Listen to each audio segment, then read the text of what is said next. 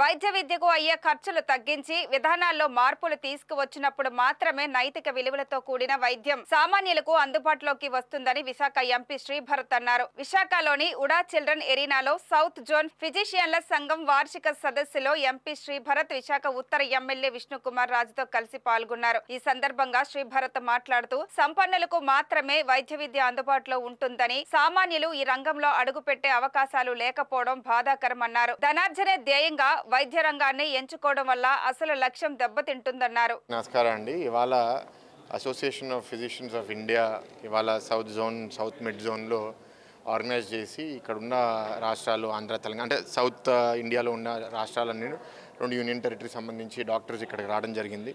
1200 doctors వచ్చారని ఇందాక రాంబాబు గారు చెప్పారు. వాళ్ళతో ఈ విద్యలో వైద్య విద్యలో అండ్ వైద్య రంగంలో ఉన్న సమస్యల గురించి గత 20-30 ఏళ్ళుగా అది దాంట్లో వచ్చిన కొన్ని విషయాల్లో ఎట్లా దిగజారింది, కొన్ని విషయాల్లో ఎట్లాంటి సమస్యలు వచ్చినాయి, దాన్ని మనం ఎట్లా మార్చాలి అని విశ్లేషిస్తూ మాట్లాడడం జరిగింది. అన్ని రాష్ట్రాల నుంచి మంచి డాక్టర్లు వచ్చారు కాబట్టి ఈ టాపిక్ మీద కానీ బాగా ఆలోచన జరిగితే భవిష్యత్తులో మన ఈ వైద్య రంగాన్ని మంచిగా మనం మార్చుకోగలుగుతాం అనేది నా ఆలోచన. మార్పు జరగాల్సిందే. ఎందుకంటే నేను ప్రత్యేకంగా ఒక స్టేట్మెంట్ చెప్పాను. అది మనం దిగజారుతున్నప్పుడు ఆగితే ఒక 20 ఏళ్ళు చచ్చిపోతాము, కానీ జీవితం సుఖంగా ఉండదు. కొంత రిస్క్ తీసుకుంటే ఒక కాలు చేయో ఇప్పుడు పోవచ్చు, కానీ బాడీ హ్యాపీగా ఉంటుంది.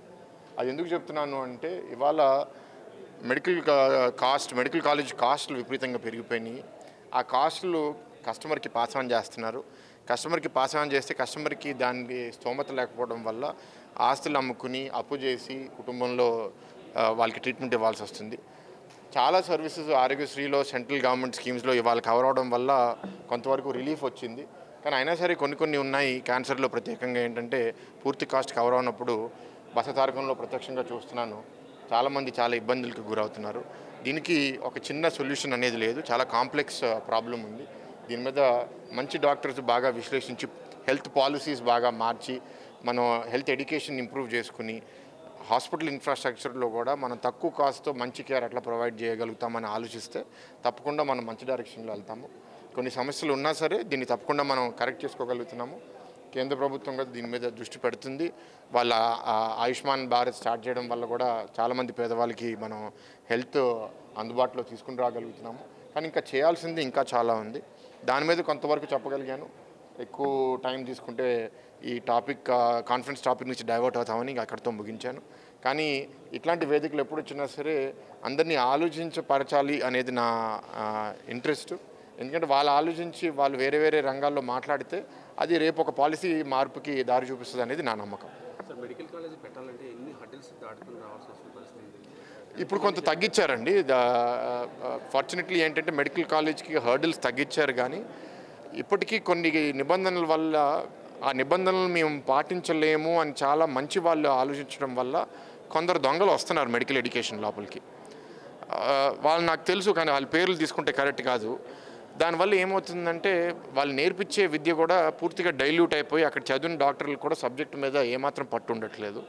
అది పైన ఢిల్లీలో ఉన్న మెడికల్ కౌన్సిల్ కూడా తెలుసు.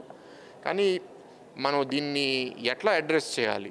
మనం వీళ్ళు దొంగలు కాబట్టి రూల్స్ ఇంకా స్ట్రిక్ట్ చేద్దామా, లేకపోతే అసలు వీళ్ళు దొంగలు ఎందుకు వచ్చారు అని మనం కొంత పరిశీలిస్తే రూల్స్ ఇంత స్ట్రిక్ట్గా ఉండడం వల్ల ఇట్లాంటి వాళ్ళు తయారయ్యారా అనే విషయం మీద కొంత ఆలోచన జరగాలి. ఇది ఎప్పటికీ ఒక పాలిటీషియన్కి, ప్రజాప్రతినిధికి ఉండే సమస్య. ఎందుకంటే యాక్సిడెంట్లు జరిగిపోతే బ్రిడ్జులు మూసేయడము, స్పీడ్ బ్రేకర్లు కట్టడమే దారిగా చూస్తారు, కానీ స్పీడ్గా వెళ్లకుండా ఎలా చేయాలని ఎవరు ఆలోచించరు. ఆ లక్ష్యంగా నేను తీసుకున్నాను. ఈ 5 సంవత్సరాలు రాష్ట్రాన్ని, దేశాన్ని మార్చలేకపోయినా సరే విశాఖపట్నంలో స్పీడ్ బ్రేకర్లు తగ్గించాలి, రోడ్లు మూయడం తగ్గించాలి, అందరినీ ఒక క్రమశిక్షణతో ప్రవర్తించేటట్టు ఎట్లా చేయాలనేది నేను సమిష్టి కృషి మా నాయకులు, ప్రజాప్రతినిధులు, ప్రభుత్వ అధికారులతో కలిసి పనిచేసి చేయాలనేది నా ఆలోచన.